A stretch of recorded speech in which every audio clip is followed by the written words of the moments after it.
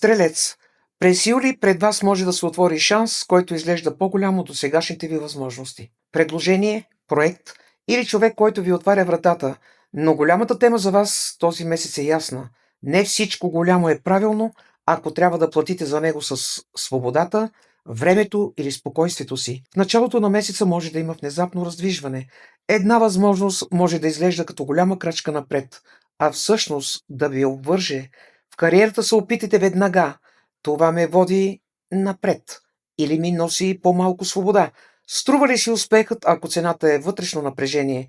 В любовта Юли ще ви покаже нещо важно. Не се смалявайте, за да се поберете в нечий план. Истинската близост не ви взема пътя. Юли ще ви попита дали тази отворена врата наистина води към живота, който искате да живеете.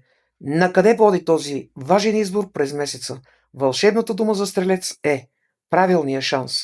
Напишете я в коментарите, за да я активирате. Цялата прогноза ви очаква в свързаното видео долу на екрана. Там са всички важни дати за юли, прогнозата за вашата зодия и специалния планетарен ритуал за лична сила и привличане на правилната възможност.